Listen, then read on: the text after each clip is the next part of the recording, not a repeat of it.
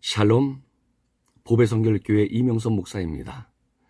2월 17일 목요일 오늘은 사도행전 17장 16절로 34절 말씀 가지고 알지 못하는 신에게라는 제목으로 오늘 잠시 묵상하는 시간을 갖도록 하겠습니다.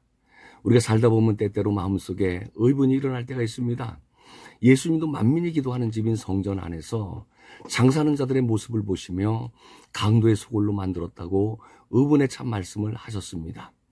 하나님을 믿는 우리들은 당연히 모든 사람과 더불어 화평을 누려야 하지만 복음과 하나님을 위해서는 의분을 품을 수 있어야 합니다. 그리고 의로운 분노는 바울처럼 구체적인 실천으로 이어져야 갑니다. 바울이 아덴에 도착하여 실라와 디모데를 기다리던 중 그 성에 가득한 우상들을 보고 격분하게 됩니다. 아덴은 당시 헬라의 수도요, 고대 최고의 철학과 예술과 교육의 중심지로서 철학자 소크라테스와 플라톤의 출생지입니다. 당시 아덴에는 히랍 신화의 주를 이루는 신들뿐만 아니라 셀 수 없는 우상들이 약 2만 5천에서 3만 개 정도가 있었다라고 합니다. 바울은 이런 우상들을 보면서 영적인 분노를 느꼈습니다. 그리고 때와 장소, 대상을 가리지 아니하고 날마다 회당과 또 시장과 광장에서 만나는 모든 사람들에게 우상은 섬기지 말고 복음을 받아들이라고 전했습니다.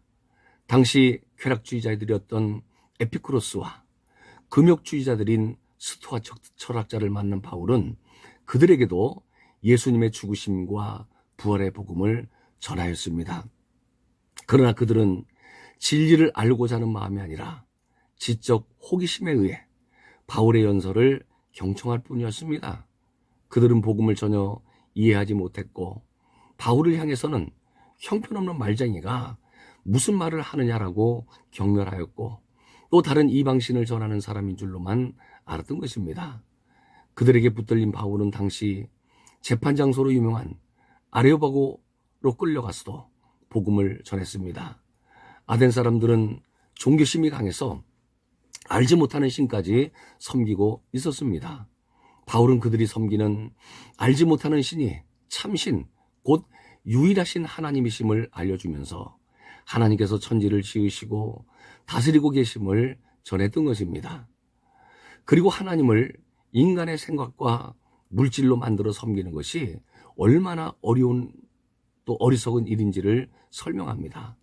바울은 아덴 전도를 위해서 그들에게 익숙한 철학적인 내용들을 사용했습니다.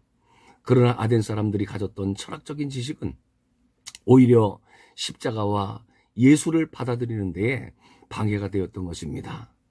지식은 참 귀한 것이지만 믿음의 눈을 뜨지 못한 지식은 오히려 인간에게 해가 됩니다. 결과적으로 보면 아덴 전도는 큰 성과를 거두진 못했습니다. 당시 관원이었던 디오누시오를 포함한 몇 사람이 믿는 것으로 만족해야 했습니다. 후에 바울은 이 일을 기억하며 인간의 철학과 지식을 경계하고 오직 십자가와 예수님만을 신뢰할 것을 강조했습니다. 요즘 문화와 전통의 이름으로 침투해 있는 이 우상과 미신에 대하여 거룩한 분노를 가지고 단호하게 대처해야 될 것입니다.